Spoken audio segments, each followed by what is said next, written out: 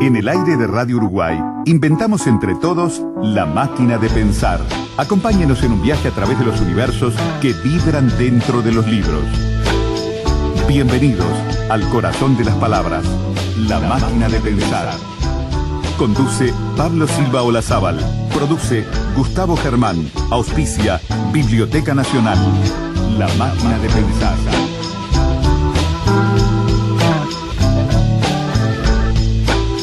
Amigos, ¿cómo están? Bienvenidos a Radio Uruguay, bienvenidos a La Máquina de Pensar. Arrancamos siendo las 19:01 en un programa especial porque, saben, pasó por Montevideo uno de los cervantistas más reputados, más importantes del mundo.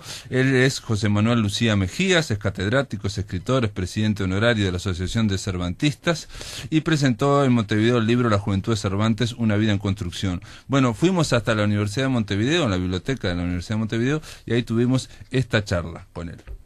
José Manuel Lucía es autor de La Juventud de Cervantes, una vida en construcción, es el primer tomo. Él es catedrático de Filología Románica en la Universidad Complutense y ha venido aquí a Montevideo, a presentar este libro, La Juventud de Cervantes, retazos de una biografía en los siglos de oro. ¿Por qué retazos? Bueno, son retazos porque son, al final de cuentas, pinceladas, ¿no? Pinceladas sobre una persona normal en una época excepcional como fueron los siglos de oro. Entonces, un poco también mirar de cara a cara y a los ojos a Cervantes, bajarle un poquito de los monumentos, del mito, de todo lo que se ha ido construyendo en estos 400 años después de su muerte, e intentar rescatarle como ese joven, en este caso en este primer tomo, como ese joven que, como todos los jóvenes de su época, estaban buscando un futuro, estaban buscando una proyección en qué vivir, y en ese caso la literatura no va a ser la finalidad de Cervantes,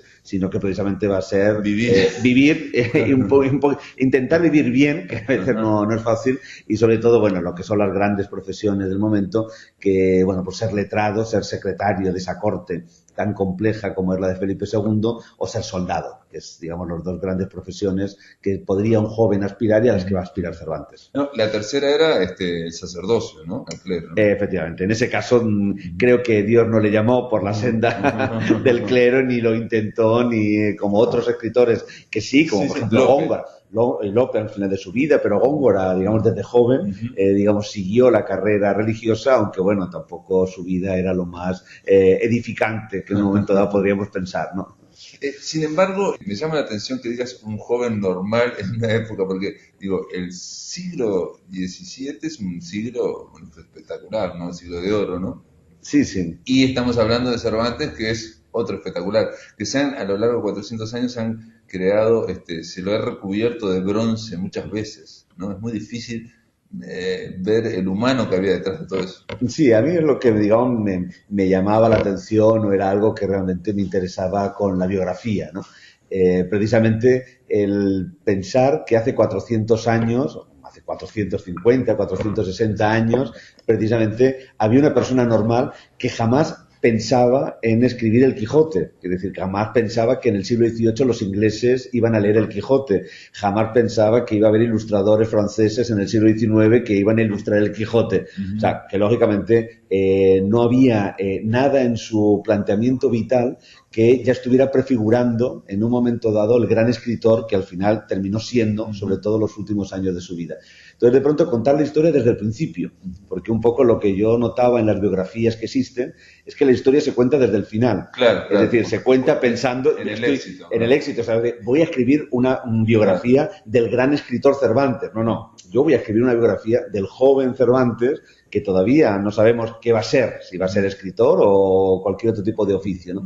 Y eso, ¿cómo lo consigo? Precisamente lo que he intentado es abrir un poco el foco. O sea, en vez de solamente centrarme en Cervantes y en lo que hace, los pasos que está dando en Madrid, o que da en Roma, o que da luego en Italia o en Argel, de pronto abrir un poquito el foco y ver como cualquier joven cómo se vivía en esa época. Entonces, una época excepcional en los siglos de oro, cómo le tocó vivir momentos históricos realmente excepcionales, como la propia batalla de Lepanto, cómo le tocó el cautiverio de Argel, como a miles de personas que en ese momento estaban también cautivos y fueron cautivos durante el 16 y el 17. O sea, realmente nada de lo que le pasa a él es excepcional.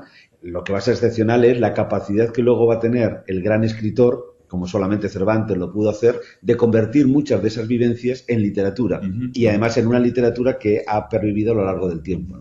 Hay un reduccionismo también, digo, el tema del bronce, volvemos al bronce, ¿no? Que es prácticamente hablar de Cervantes como el autor del Quijote, ¿no? Realmente, bueno, ya con eso basta, porque realmente hace poco leía que Javier Cercas, el novelista español, decía que los ingleses habían hecho una mejor lectura del Quijote que el resto de la literatura española, incluso francesa, ¿no? En el sentido de no tenerle respeto a la novela y de que la novela cabe todo, cabe toda la vida, ¿no? Cabe prácticamente toda la vida. Y que por eso había tenido ese desarrollo que tuvo, que tiene la novela inglesa. ¿Qué opinas? Sí, bueno, en realidad es al revés.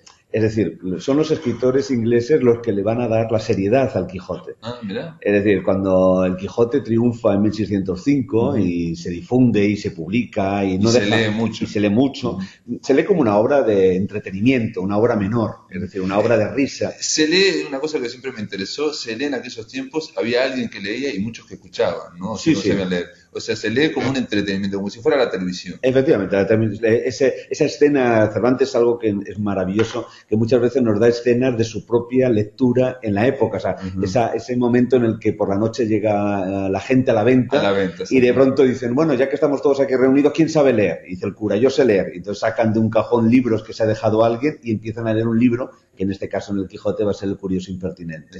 Bueno, pues ese Quijote, que realmente publica como un pedido editorial en 1605 Cervantes, realmente es una obra que se difunde mucho, pero es una obra menor, o sea, se difunde como un libro de entretenimiento y es leído además con un gran éxito europeo, porque no hemos de olvidar que cuando triunfa en Francia, en Inglaterra, en Alemania, en Holanda, son los grandes enemigos del Imperio español. Y entonces, claro, también leer El Quijote, que es un libro de caballerías, que ellos además entienden y todavía triunfa el libro de caballería en su época, pero también es un libro de caballería curioso, porque al mismo tiempo que se entretienen, están riéndose de ese soldado español que al final es el que le da miedo en todas las guerras que se están produciendo en Europa en este momento. Y entonces serán los ingleses, en el siglo XVIII, los escritores ingleses... Y supongo yo también está el tema, digo, como pasa entre España y Francia, o entre Inglaterra y Francia, esa rivalidad de ver al otro un poco ridiculizado. Claro, sí, y en ese momento eran todos contra España, porque claro, era el imperio, que al final el que marcaba no solamente la moda, sino la economía, la política, en Europa y en el mundo, era el imperio español. Y entonces, claro, en el fondo, un caballero que forma parte de ese imperio, que además está defendiendo una serie de valores caballerescos de una manera ridícula, con toda una serie de golpes, realmente permite. Y entonces van a ser los ingleses, precisamente, los que van a cambiar esa mirada. En el siglo XVIII, los escritores ingleses están buscando una nueva forma de escribir novela. Y de pronto van a encontrar en el Quijote, y sobre todo en Cervantes como el gran autor del Quijote, el modelo de esa una nueva forma de novelar, que es la sátira moral. Y de pronto el Quijote deja de ser ese libro de entretenimiento, de risa, para convertirse en una sátira, es decir, en un libro que entretiene, pero con una finalidad moral. Es decir, nos da una enseñanza. Y entonces, claro, lo que hay es esa visión ya, de alguna manera seria del Quijote, que en un momento dado va a hacer que autores como Nietzsche en el siglo XIX dirán, por favor, volvamos a leer otra vez el Quijote con una sonrisa y una carcajada, que es así como lo creó Cervantes, ¿no? No, y también está la historia de ver el Quijote de la sabiduría del libro en cuanto al juego metanarrativo. Yo sé que esas palabras quedan medio pomposas, pero digo, ese juego de reírse no solo del personaje, no del antihéroe, sino del narrador. Y de que el personaje se ríe del narrador. Sí, y de todos los tópicos caballerescos que lógicamente los lectores de ese momento tenían como algo habitual, porque a fin de cuentas el Quijote no deja de ser eso, un libro de caballerías con la pretensión de ser un bestseller dentro de los géneros narrativos de aquel momento, que es la picaresca, el Guzmán de Alfarache, y el siguiente va a ser el Buscón. Pero bueno, sobre todo el que tiene éxito editorial va a ser el Guzmán, ¿no? El pícaro. Y luego Cervantes con el Quijote. Pero claro, están haciendo una serie de juegos. Lo maravilloso del Quijote es que está escrito tanto la primera parte y luego sobre todo la segunda por una persona en la plenitud de su vida. no es una obra de juventud, no es alguien que en un momento dado está experimentando qué hacer con la literatura, sino alguien que ya domina la literatura, de pronto hace esta obra y puede incorporar desde enseñanzas que está plagado el Quijote precisamente de discursos y de temas que no solamente es el entretenimiento, sino de esos juegos metaliterarios, es decir, de incorporar la propia ficción dentro de la ficción, personajes de otras ficciones dentro de tu propia ficción, que son espectaculares, pero que ahora son espectaculares. O sea, todavía siguen siendo, pero lo curioso es que en ese momento Cervantes no quería jugar con la metaliteratura, sino vengarse de un aspecto muy concreto, personal y biográfico que le pasa, que es precisamente la publicación del Quijote de Avellaneda en 1614. Claro. Hay un juego, digamos, de enfrentamiento literario al que se da respuesta desde el ámbito literario, pero claro, la respuesta que le da Cervantes es una respuesta tan genial que realmente traspasa los tiempos y las circunstancias concretas en las que nacieron, ¿no? Pero ahí también está, por un lado, la idea de que el Quijote se crea, a ver si estás de acuerdo, se crea de alguna forma contra los bestsellers de su tiempo, ¿no? O sea, contra, digamos, la literatura que no era tan buena o demasiado llena de tópicos, se crea riéndose de ellos, parodiándolos, pero de alguna forma también con vocación de ser bestseller. Bueno, nace con vocación de ser bestseller. O sea, ¿qué es lo que hace Cervantes?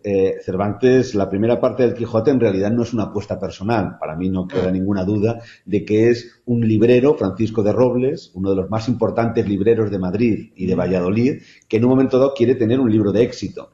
Y entonces convoca y le pide incluso en un momento dado seguramente le contrata a Cervantes para que continúe esa novela que había escrito, es decir, los primeros 6 capítulos que forman una unidad en donde solamente aparece Don Quijote y no aparece Sancho Panza, y que lo continúe y cree una gran novela que le permita precisamente tener un bestseller. Perdón, y esos 6 capítulos, a ver, no conozco la historia, esos 6 capítulos, ¿cómo fueron? Claro, nosotros tenemos en la primera parte del Quijote como 2 historias, 2 Quijotes diferentes. Los primeros 6 capítulos que van desde En un lugar de la Mancha hasta la quema de la biblioteca, en donde solamente tenemos a Don Quijote solo, en donde le van a suceder una serie de aventuras. Y a partir del capítulo 7º es donde se van a incorporar Sancho Panza, hasta el capítulo 52. O sea, nosotros vamos a tener, digamos, como 2 textos y la extensión de esos 6 primeros capítulos se corresponde a la extensión que tienen las novelas ejemplares. Es decir, a ese género... primero fue una novela ejemplar. Seguramente primero fue una novela ejemplar. O sea, se lo dio al editor, el editor le gustó, claro, dice, no lo quiero editar así, amplíalo. Claro, o se difundió de manera manuscrita, como era también habitual. El librero llegó a conocer esa existencia y dijo, bueno, aquí hay una posibilidad de un desarrollo. Y Cervantes, en vez de empezar desde el principio, y haber empezado desde el principio con un Sancho Panza, etcétera, lo que hace empieza en el capítulo 7. O sea, escribe a partir de ahí, ¿no? Y se nota un poco esa variación también, ¿no? Y ahí empieza a hacer Cide mete Benengel y no aparece nada más que en esa segunda parte, en esa parte. Efectivamente. Entonces hay todo un juego, pero claro, un juego que tiene que ver mucho con mercado editorial, no tiene que ver con una proyección de crear un nuevo modelo de narrativa. Y lo que tiene que hacer Cervantes en ese caso es precisamente competir con los libros que todavía se siguen difundiendo y escribiendo y publicando precisamente esos libros de caballerías. Más tópicos. Claro, y entonces de pronto dice, bueno, yo lo que hago es, le da una serie de cambios magistrales que hace que precisamente su libro de caballerías sea un libro de caballerías que tenga muchísimo éxito. Pero si nos damos cuenta de las ventas que tiene Cervantes y el Quijote en España, realmente es un bestseller pero además de muy poco, digamos, desarrollo, porque tiene en 1605 2 ediciones en Madrid, tiene luego una serie de ediciones piratas en Valencia y en Portugal, pero no vuelve a publicarse hasta 1608, o sea, 3 años después. Y en 1608, cuando se publica Juan de la Cuesta y Francisco de Robles vuelven a publicar el Quijote, todavía hay ejemplares de 1605. Es decir, es un libro que no tiene tampoco. ¿Qué sucede? Que precisamente, como hablábamos antes, ese éxito europeo, rápidamente en Europa se empieza a... Porque se tradujo enseguida también. Claro, entonces ahí es, claro, sí, en el 1612 va a ser la traducción al inglés y en 1614 la traducción al francés. Entonces, ahí, en eso sí que va a ser el gran bestseller en Europa. Si no hubiéramos tenido las traducciones o la difusión europea, realmente en España el Quijote hubiera sido un libro, digamos, de éxito en 1605, pero de decadencia a los siguientes años y nadie se hubiera acordado del Quijote años después, ¿no? José Manuel, pero esto que estás diciendo, para mí por lo menos, primero me sorprende mucho y es muy importante en este sentido. este imprentero, porque en aquella época eran imprenteros, ni siquiera estaba la figura del editor propiamente dicha, ¿no? Como ocurre en la actualidad, provoca al escritor, digamos, esa interacción, esa dialéctica que hay en editores, de los buenos editores, ¿no? Que son los que provocan buena otra literatura, ¿no? O sea, porque el escritor está solo y siempre tiene el problema de la incomunicación con el resto del público, ¿no? No se sabe qué. Cuando un editor te dice, bueno, ¿qué te parece si haces esto? O te tira un tema, en general funciona, ¿no? Pero tienen que ser editores inteligentes. ¿Está probado eso? Porque entonces este señor Francisco de Robles sería el detonante del Quijote. Pues sí, tenemos, se descubrió hace 2 años, precisamente para poder publicar un libro en el siglo XVI era necesario un documento legal, en el siglo XVII, un documento legal que es la aprobación. Es decir, es una petición que se hace al Consejo de Estado para que te permita publicar el libro. Bueno, pues hace 2 años se descubrió la petición de esa aprobación. Bueno, esa petición está firmada por Miguel de Cervantes, pero está escrita por Francisco de Robles. O sea, que incluso hasta el librero es el que está pidiendo la aprobación. Hace el trámite. Hace el trámite legislativo, o sea, necesario, administrativo, necesario, pero lógicamente porque él está detrás de todo.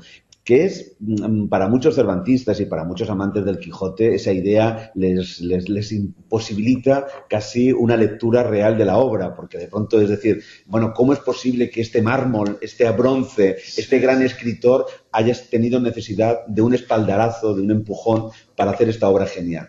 Para mí es todo lo contrario, es decir, le sitúa. Porque hemos de pensar que Cervantes, en 1605, cuando publica El Quijote, es un autor que hace 30 años publicó la Galatea, que no se llegó a reeditar. O sea, fue un fracaso editorial. O sea, no es un escritor al que se le convocara porque era un escritor de éxito, sino todo lo contrario, un escritor olvidado, un escritor que tenía cierto espacio en el mundo de los romances y de la poesía, pero que en narrativa no era nadie. Y de pronto se le va a convocar... Perdón, ¿y las novelas ejemplares? En 1613. O sea, las va a publicar luego después, luego ya 8 años después. Son posteriores. Claro, porque lo curioso de Cervantes, digamos, es también un poco una visión nueva de ese escritor. Para mí hay 2 partes en su obra literaria completamente diferentes, ¿no? Nosotros intentamos mostrarlo como una unidad en esas biografías. Porque claro, el mármol es perfecto. Yo muchas veces, como broma, siempre digo, en las biografías que se han escrito hasta ahora, casi uno podría empezar diciendo, Cervantes nació en Alcalá en 1547 y sus primeras palabras fueron en un lugar de la Mancha, como si el niño ya lo primero que dijera... Se prepara todo, se precipita todo hacia el final. Efectivamente. Entonces no, él es una persona que tiene que buscarse la vida, entre otras cosas su gran finalidad, además de lo que en la juventud, de ser soldado, de ser secretario, luego va a ser querer ser funcionario de esa corte, pedir una merced en pago a los servicios como soldado, a los servicios que ha hecho al rey. Bueno, el gran sueño de Cervantes es precisamente venirse a América. O sea, pero claro, venirse a América para ocupar uno de los puestos vacantes que quedan en la corte en América. Es decir, un puesto de funcionario Claro, para poder conseguir ese puesto de funcionario alto, ¿qué es lo que tiene? Tiene que mejorar su currículum. No tiene apellido, no tiene padrinos. Bueno, pues una de las maneras es precisamente utilizar la literatura como un medio de conseguir prestigio. Entonces, la literatura como un instrumento. Entonces, para mí la Galatea es un instrumento para conseguir ese prestigio en la corte. Las comedias es una manera también de conseguir dinero fácil. Porque es rápido. Esa es la idea del teatro eso lo han tenido muchos escritores hasta ahora. Nosotros hace poco nos enteramos que nuestro Onetti, que siempre aborreció lo comercial y bla, bla, bla, surgió hace pocos años que él intentó hacer teatro comercial para Buenos Aires. Para ganar dinero, porque hay que ganarse la vida, para eso en cualquier época, ¿no? Y otra época totalmente diferente es a partir de 1613, cuando ya Cervantes está muriéndose, porque ya Cervantes tiene una altísima, digamos, estamos hablando de 65 años, 66, que para aquella época ya son una esperanza de vida que ya está viviendo casi con cuenta atrás, ¿no? Bueno, pues va a dedicar sus últimos años de vida, en vez de vivir, precisamente a recuperar todo lo que ha escrito, a darle la última forma y a publicar. Y es cuando él se quiere reivindicar como el gran escritor. Y ahí se reivindica como el gran narrador con las novelas ejemplares, que es La mesa de trucos, y de pronto dice, bueno, esto es todo lo que yo puedo hacer, que es lo mejor que nunca se ha hecho como narrador, con todas las variantes que estoy ofreciendo.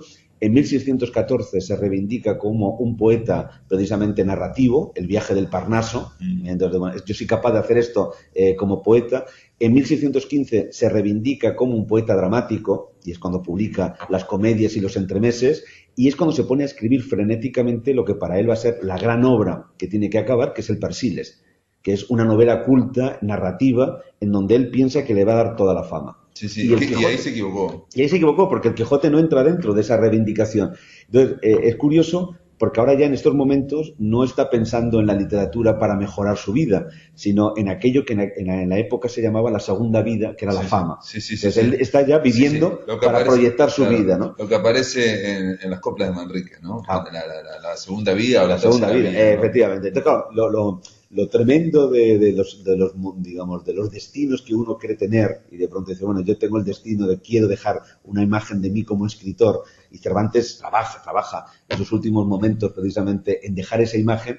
De pronto se equivocó completamente, porque lo que para él era una obra menor, tanto el Quijote de 1605, que era ese producto editorial que en un momento dado le dio cierta popularidad, pero ningún prestigio y ningún dinero, y ese libro que acaba de terminar, la segunda parte del Quijote, en venganza de ese otro Quijote de Avellaneda, que si él no hubiera existido, seguramente él no hubiera terminado, él no lo hubiera escrito, y que le ha quitado tiempo para seguir profundizando y trabajando en el Persiles, de pronto esa obra que para él era menor es la que va a ser leída no solamente con el éxito y la difusión europea a lo largo del XVII, sino esa obra que de pronto los ingleses, cuando van a buscar ese modelo narrativo, la encuentran en el Quijote. No en el Persiles, no en las novelas ejemplares, no en lo que él pensaba que estaba escribiendo la gran obra para la posterioridad. En el aire de Radio Uruguay, La Máquina de Pensar.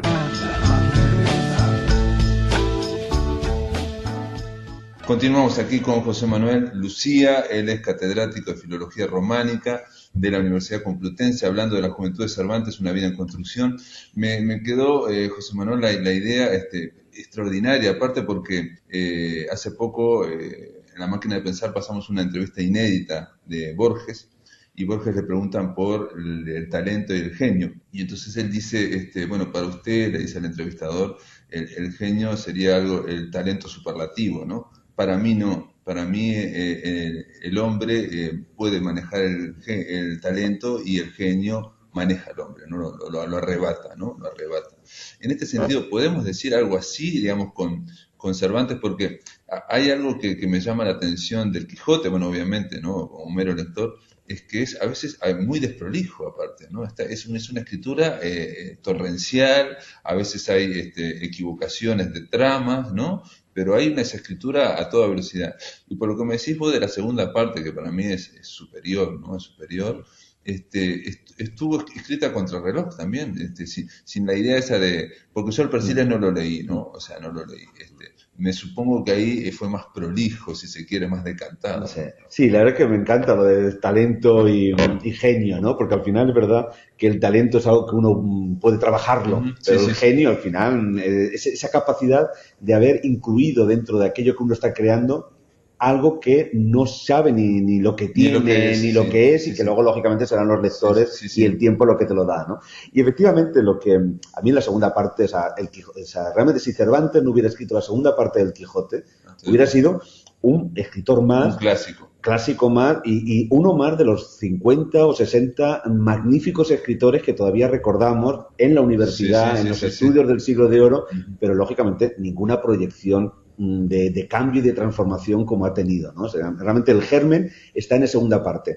Y lo que hablábamos de esa ruptura, digamos, de ese metalenguaje o de esa metanarración, de pronto él va a realizar verdaderas piruetas literarias precisamente en esa escritura contra el reloj, contra su enemigo, que lo tiene delante, es decir, contra ese Quijote de 1614, de Avellaneda, que cuando él está escribiendo, está recibiendo elogios y gente que le está diciendo, qué bien, estoy leyendo la segunda parte, ¿verdad? Y él está escribiendo su segunda parte. Entonces, claro, ¿cómo se venga? Bueno, la venganza es tremenda. En un momento dado, hay un capítulo, el capítulo 49, en donde Don Quijote está en una venta esperando a cenar, y de pronto en la habitación de al lado hay dos caballeros que dicen que, bueno, mientras que esperan la cena, vamos a seguir leyendo la segunda parte del Quijote.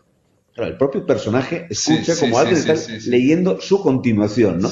Pero lo más genial es cuando de pronto uno dice al otro, dice, a mí no me gusta esta segunda parte, no me gusta porque la primera me gustó mucho, esta segunda no me gusta nada, entre otras cosas porque dice que Don Quijote ya no está enamorado de Dulcinea del Toboso. Claro, ahí Don Quijote salta y llega a la habitación y dice, ¿cómo es eso? Yo no voy a estar enamorado, eso es imposible, etcétera. Entonces, de pronto, la escena es que el personaje le dice, yo no lo digo, esto lo dice, y le da el ejemplar de 1614, y de pronto en las manos del personaje que está escribiendo en ese momento, en 1615, Cervantes, va a tener un ejemplar de 1614. O sea, ya hay una ruptura entre dónde está la realidad y la ficción. Pero no contento con eso, en un momento dado, cuando ya le vencen en la playa de Barcelona y vuelve a su lugar de la Mancha, de pronto Don Quijote escucha que en una venta entra un personaje que se llama Álvaro Tarfe. Y de pronto se acuerda y dice, uy, este es el protagonista del Quijote falso. Y entonces se acerca a él y le dice, oye, don Álvaro, ¿usted me conoce a mí? Y el otro, no, es la primera vez. ¿Pero usted está seguro? No me conoce, no sabe quién soy. No, es la primera vez. Dice, pues yo soy el verdadero Don Quijote.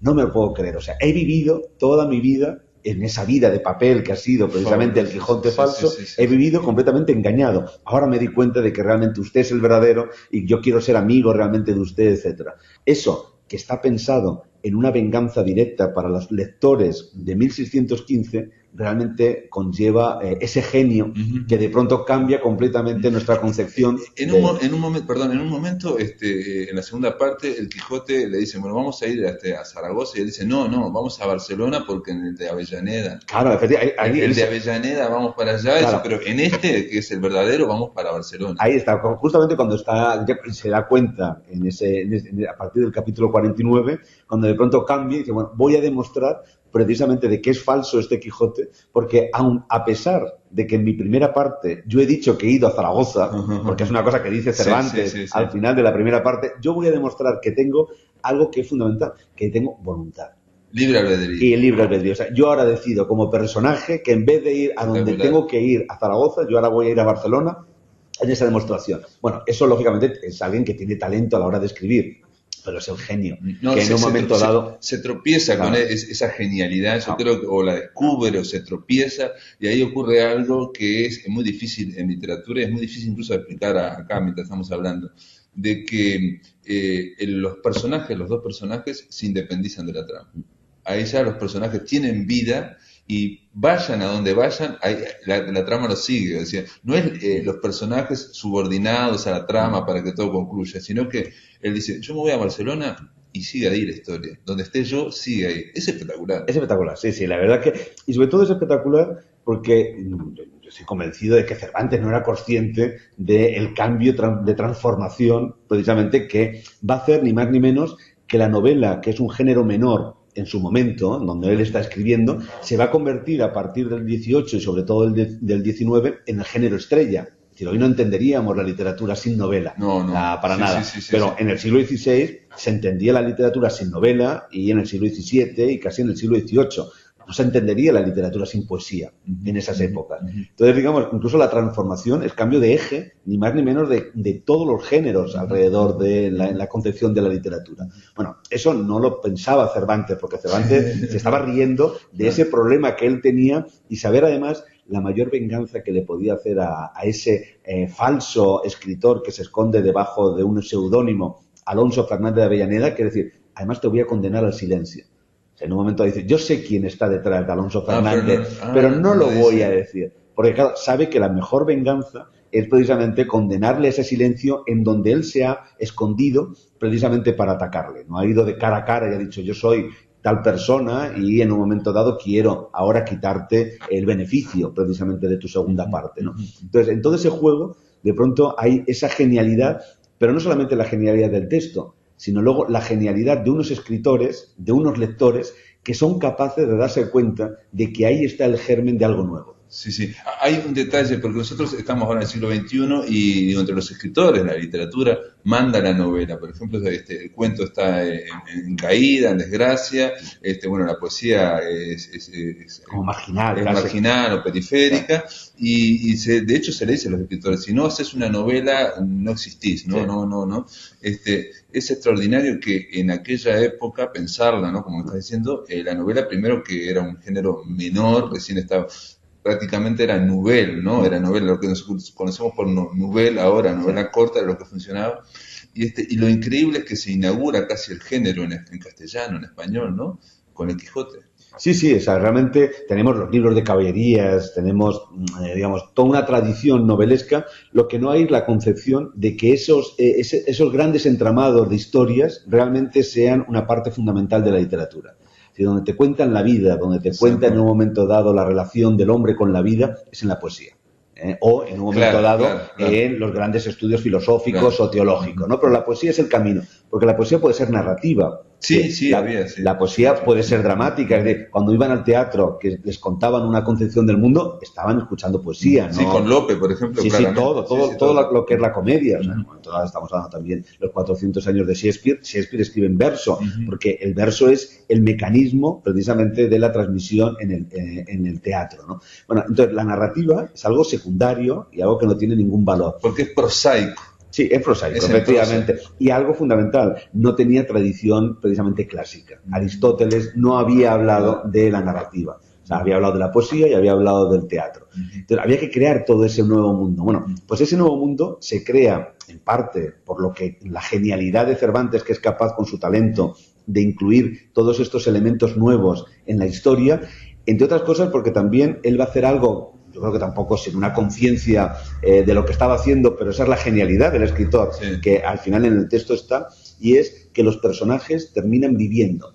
Es decir, frente a una narrativa que en su época, que es la narrativa en un momento de la picaresca o de los libros de caballerías, en donde los personajes son estereotipos, son de una determinada manera cuando empieza la obra y de una determinada manera cuando acaban, no cambian en absoluto, a pesar de todo lo que les pasa de vivencia. En Don Quijote y Sancho nos vamos a encontrar lo contrario.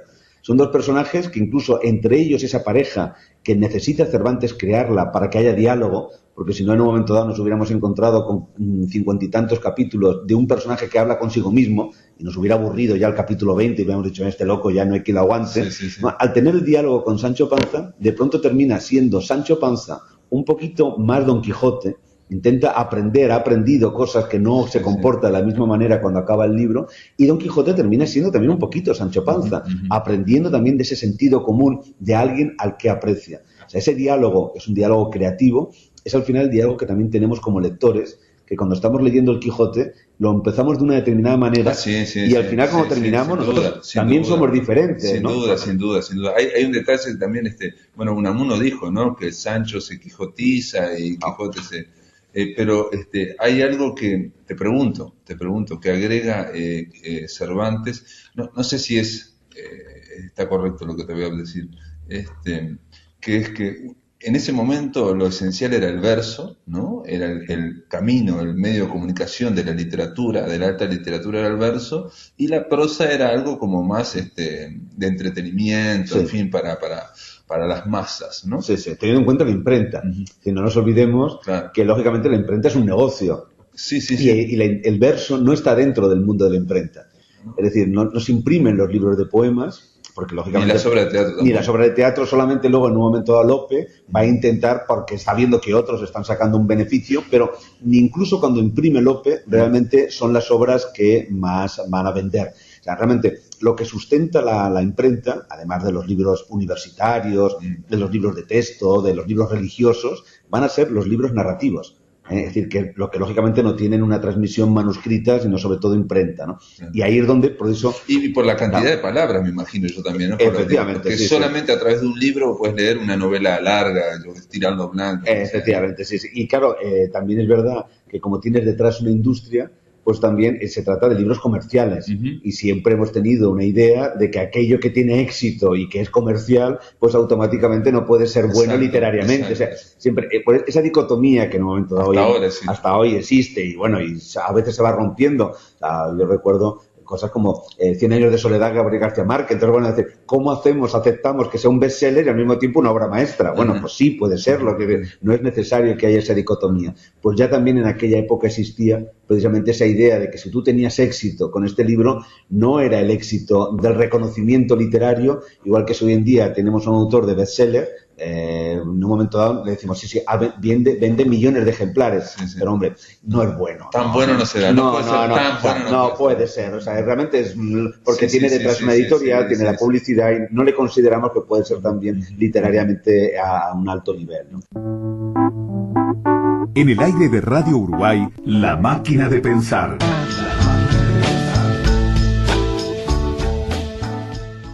Continuamos aquí con José Manuel Lucía, él es catedrático de Filología Románica de la Universidad Complutense, hablando de la juventud de Cervantes, una vida en construcción. Pero yo lo que te quería decir en la pregunta anterior es que en esta cuestión prosaica de la novela que no existía como género, que era un género menor, da la impresión que lo que él quiere hacer, y a veces es como una inquina, aparece en Cervantes, un resentimiento, es en contra de esos tópicos espirituales o demasiado altos. Me da la impresión, entonces le contesta con una gran materialidad.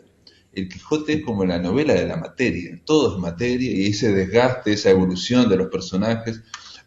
Bueno, al principio nunca me gustó mucho al principio, los primeros capítulos a mí del Quijote, pero no sabía que eran... Claro, esa novela, sí. No sabía que estaba aparte, digamos, que fue escrito. Sí. A mí no me gustó porque, se castiga mucho al Quijote, o sea, una y otra vez se está cayendo, prácticamente no se sabe cuántos dientes pierde, porque siempre está perdiendo, ¿no? Y aparte como que es muy cruel con el personaje, y el personaje lo levanta, digamos, no. Recién cuando empieza con Sancho, y recién cuando empieza, en algún momento empieza...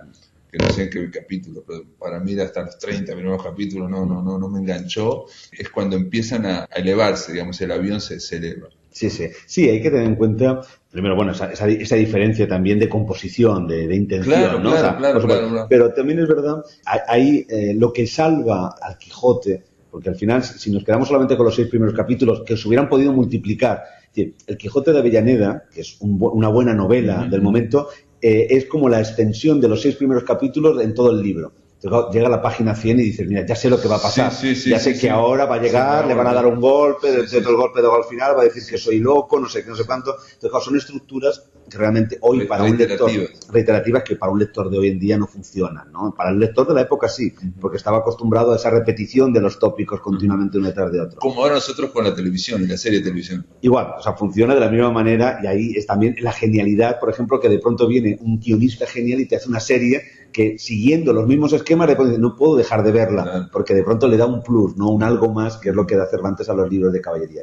Pero, ¿qué es lo que realmente salva a Don Quijote? Que es un verdadero caballero andante. O sea, que no solamente, a fin de cuentas, recibe la incomprensión del el entorno que no es caballeresco. Es decir, él se está comportando como en el mundo del papel, cuando el mundo real no tiene nada que ver. Por eso el tema de la materialidad. Pero claro, él se mantiene, digamos, no cambia ni un ápice. Y incluso en un momento dado dice, y lo demuestra con su propia vida, gracias a ser caballero andante, soy mejor persona.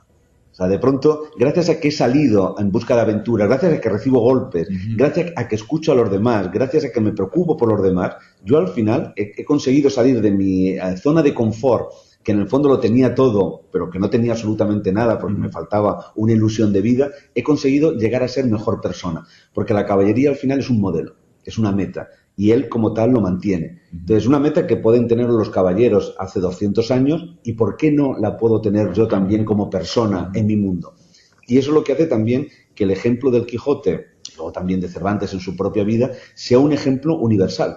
Que en un momento dado un japonés, 300 años después, se pueda sentir identificado con ese proyecto de vida y de pronto diga, bueno, ¿y por qué yo no puedo dejar mi zona de confort y mi espacio de confort y me voy en busca de esas aventuras que yo considero que son necesarias para mejorar el mundo en el que estoy, mi propio mundo y el mundo que tengo alrededor? Y que para los demás son una locura. Y que para los demás es una locura, pero que uno tiene que tener claro que esa locura es una locura de vida. Es decir, que en un momento dado no tienes que estar... Porque los demás que te están planteando las circunstancias.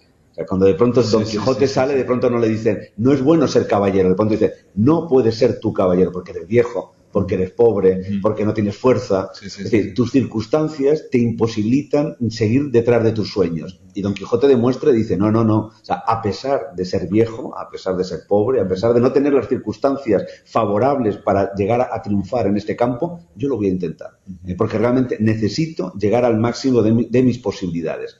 Entonces, ese elemento, digamos, de voluntad, de construcción personal, que al final también es un poco la construcción de Cervantes desde que es joven, es lo que hace que cuando estemos leyendo hoy al Quijote, no estamos leyendo una obra de hace 400 años que ha sido muy importante para la literatura y que de pronto un escritor inglés la tomó como modelo. Estamos leyéndola como un ejemplo de vida de hoy en día que en un momento dado todavía nos está desafiando. Una pregunta, con respecto a Cervantes, se hablaba, bueno, en esa época también siglo XVI, siglo XVII, pero para prosperar había aquello de la pureza de sangre y toda esa historia, ¿no? De cristiano viejo, todo eso que a nosotros ahora nos parece una cosa muy irreal prácticamente, ¿no? ¿Qué hay de los antecedentes judíos de Cervantes? Bueno, a mí, los antecedentes me parece otro mito literario, quiere decir, un mito literario y un mito ideológico, sobre todo potenciado por Américo Castro. Es decir, que uno de los grandes cervantistas y de las personas que mejor ha sabido entender a Cervantes. Pero a Américo Castro, como a muchos estudiosos, les tocó vivir una época también muy fascinante, también muy peligrosa, muy complicada, la Guerra Civil. Y en la Guerra Civil, de pronto, él cambió completamente su pensamiento sobre Cervantes, de lo que pensaba cuando estaba en España antes de la Guerra Civil y lo que pensó cuando vino a América después de la Guerra Civil. De tal manera que él se sentía un apátrida, se sentía como alguien que estaba fuera del poder. De tal manera que él veía en toda la literatura española y sobre todo en Cervantes, en un momento dado, a alguien que fuera como su propio espejo. El exilio, digamos. Ese exilio que en un momento dado, que puede ser interior en alguien que es de una raza o de una religión diferente, que tiene que esconderse, precisamente en este caso, los orígenes judíos y por tanto el converso. Entonces, digamos, todo el planteamiento que él hace son indicios que le llevan a una idea, pero que él tiene una idea previa que quiere demostrar. El prestigio de Américo Castro y luego de Márquez Villanueva dentro del cervantismo y sobre todo en los estudios de América ha hecho que esa idea, que realmente no se sostiene con ningún dato, no hay datos. No hay ningún dato, porque uno de los datos, por ejemplo, que plantea es: nunca le dejaron a Cervantes ir a América. ¿A quién no dejaban ir a América? Precisamente no dejaban ir a América aquellos que tuvieran origen judío. Bueno, conclusión, Cervantes era de origen judío, pero Cervantes nunca quiso venir a América. Lo que quiso Cervantes es ocupar uno de los puestos vacantes que quedaban en América.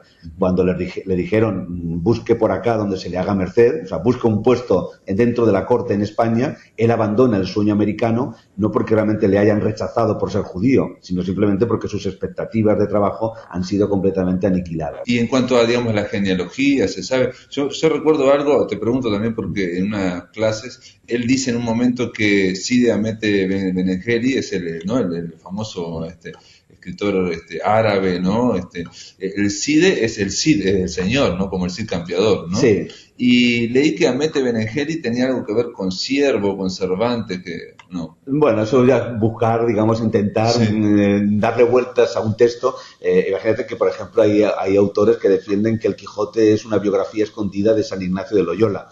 Es decir, que están los jesuitas detrás en la base del Quijote, ¿no? O sea, todos los mensajes esotéricos que en un momento dado se pueden buscar, realmente hay unos juegos mucho más banales o mucho más directos, que es precisamente jugar con los libros de caballerías, con el manuscrito encontrado, los narradores que existían en esa época, etcétera, ¿no? Entonces, no hay absolutamente ningún dato. Otro dato, por ejemplo, dice, tiene que ser hijo de judíos porque su padre era cirujano.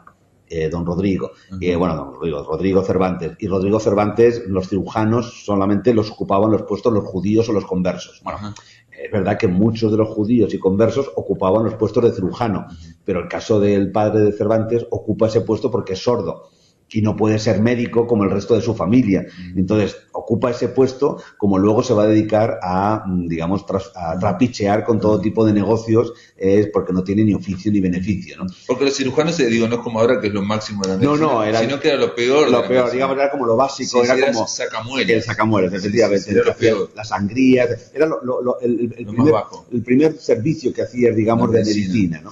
Claro, que hay una competencia enorme, digamos, de todos los tipos de médicos que pueden estar trabajando. Pero bueno, son indicios, pero indicios que realmente conllevan la construcción de un mito. Yo necesito que Cervantes sea de una determinada manera.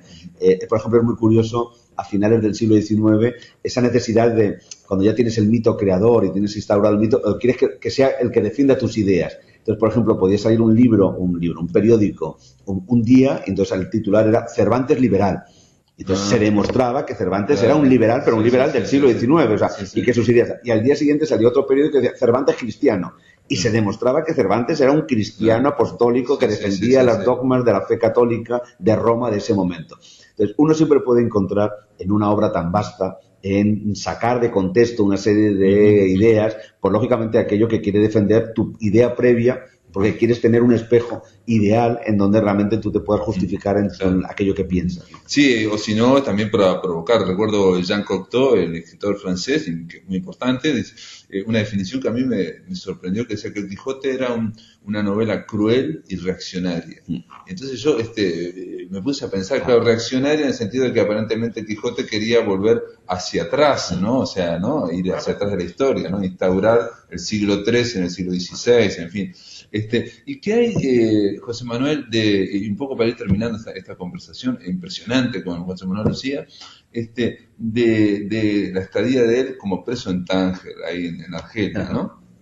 Se dice que él en un momento salía de la cárcel, como que era amigo, en fin, de algunos de los grandes estos jeques. Y también te pregunto, esto es una pregunta más concreta, ¿qué hay de la posibilidad de que él escuchara muchas historias en Argelia que fueran de fuentes árabes y que él después las adaptara dentro del Quijote? Sí, bueno, hay que pensar cuando hablamos del cautiverio de Argel, son 5 años, para mí es una de las épocas más importantes en la biografía de Cervantes, pero hay que olvidarnos la idea de que estuviera en una cárcel. O sea, Argel era un negocio de secuestro, era una mafia, más que pensar en un momento dado en el pirata, tenemos que pensar en un sistema organizado completamente con sus reglas, sus leyes, etcétera, en donde Cervantes consigue llegar a ser uno de esos cautivos de hombres graves, es decir, que se pide un gran rescate por él, 500 ducados de oro, y eso le permite, en un momento dado, saber que su vida es su propio salvoconducto, porque lógicamente él vale. No le van a matar. No le van a matar porque vale 500 escudos, que realmente es una pequeña fortuna, ¿no? Entonces, eso le permite moverse y sobre todo le permite relacionarse con unas clases sociales y con personas, no solamente con cristianos, sino también con árabes, en un momento dado que no le corresponderían a él en Madrid o en cualquier otro lugar, precisamente por su clase social. Y ahí seguramente escuchó muchas historias, leyó mucho, no solamente en árabe, sino también en italiano. ¿Leía árabe? Seguramente él conoció el árabe porque sabemos que luego él estuvo de espía y fue a Orán, a servicio de Felipe II, precisamente porque era capaz de comunicarse en árabe y ser un espía que en un momento dado podía incluso, pasar por árabe o en un momento dado no llamar la atención con otros caballeros que realmente no conocerían la lengua, ¿no? Entonces, para él, esa parte árabe tenía que ser importante, pero también hay que entender que Argel era como una isla. Es decir, que realmente era la ciudad más cosmopolita, o sea, realmente había un 70% de personas fuera del mundo árabe. Sí. Entonces, bueno, realmente allí se escuchaban todo tipo de lenguas, se hablaba una lengua mezcla en donde se mezclaba el portugués, el español, un poquito de italiano, etcétera, con estructuras del turco, que lógicamente no tiene, por ejemplo, los verbos, no sé, están todos en infinitivo. Entonces, todo eso, esa mezcla hace que realmente esa importancia del mundo árabe sería muy diferente si lo hubiera ido a Constantinopla o si hubiera ido a otra región en donde lo árabe fuera realmente lo fundamental, ¿no?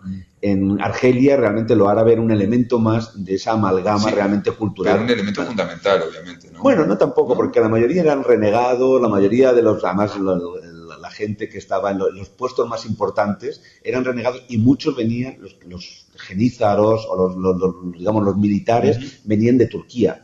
Es decir, además el imperio turco con una tradición además literaria completamente distinta. ¿No? Es un negocio mediterráneo, algo que olvidamos siempre, que es el Mediterráneo, por más que diferencias cristianos árabes, eso es algo que une y que es un negocio, y la gente de los marinos son también medio piratas o también negociantes. Sí, además hay que pensar que Argel es una ciudad la más populosa de todo el Mediterráneo, que no tiene nada de generación de riqueza.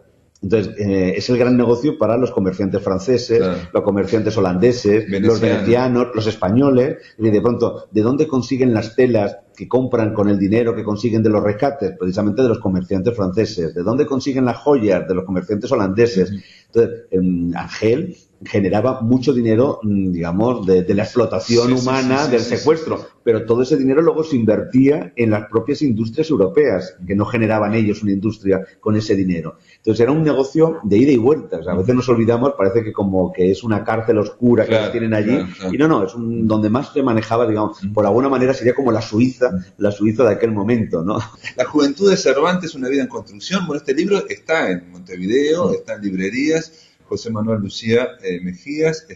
Es la primera parte, Retazos de una biografía de los Siglos de Oro. Bueno, se puede comprar, ¿no? Sí, se puede comprar de la editorial EDAF y ya hay ejemplares en las librerías de Montevideo, o sea que muy, muy contento precisamente de que también ese sueño americano que quiso Cervantes y no pudo, ahora de pronto el libro lo está cumpliendo de alguna manera porque ya también puede ser leído en América. Solamente quiero decir algo de este libro, La Juventud de Cervantes. Es sorprendente la cantidad de ilustraciones que tiene, no solo de fotos, de mapas. Llama la atención en un libro que uno imagina que sería puro texto, ¿no? Pero me parece interesante eso, ¿no? Sí, la verdad ha sido una apuesta, precisamente además una comunicación directa. O sea, yo cuando estaba escribiendo el libro ya tenía presente la imagen que le iba a acompañar. Entonces, en muchos casos no simplemente es un libro en donde además del texto se acompaña de páginas de imágenes, sino que hay una comunicación con el texto para que el lector también vaya viendo aquello que se está contando, ¿no? Y se está narrando. Bueno, gracias José Manuel Lucía, gracias por esta charla. Nada, gracias a vosotros, ha sido fantástico.